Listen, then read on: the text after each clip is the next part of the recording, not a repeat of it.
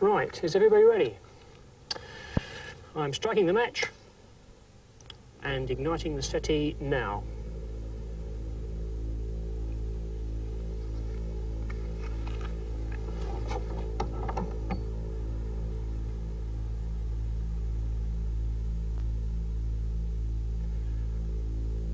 Right, during the early part of the fire growth, the flames are relatively non-luminous, not very much smoke, and there's very little sound.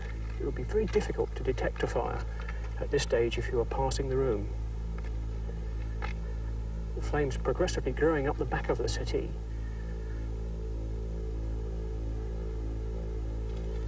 Now at this stage, the flames are just beginning to appear above the back of the settee and may be observed by a passerby.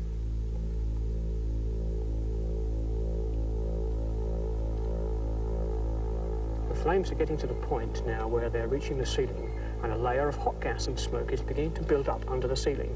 At this stage, if you tried to return to the room to extinguish the fire, you would have difficulty getting back into the room, and it would be very dangerous to be inside the room at this stage. The smoke level is gradually descending, it's becoming thicker and hotter, and beginning to radiate heat intensely down on towards all the other things in the room. You start to see fire progressing through other items, the curtains on the wall, and the gas layer getting thicker and thicker.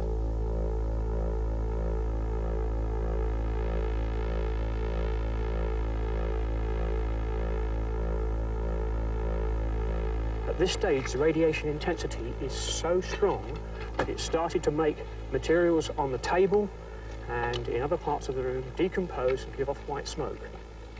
And this is an indication that in any time now we could see these materials igniting spontaneously. The smoke layer is getting thicker and thicker and hotter, and the radiation level is getting higher and higher.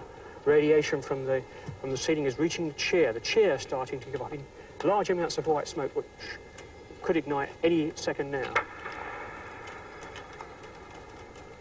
At this stage, the fire has reached a situation that's referred to by many people as flashover. And of course, the production of heat and smoke at this stage is so high that you would produce very large amounts of toxic gas, which will be vented to other rooms in the house.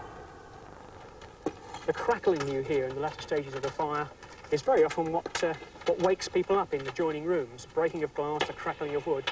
But unfortunately, this noise isn't present in the early stages of the fire, so it's not useful in giving you a warning.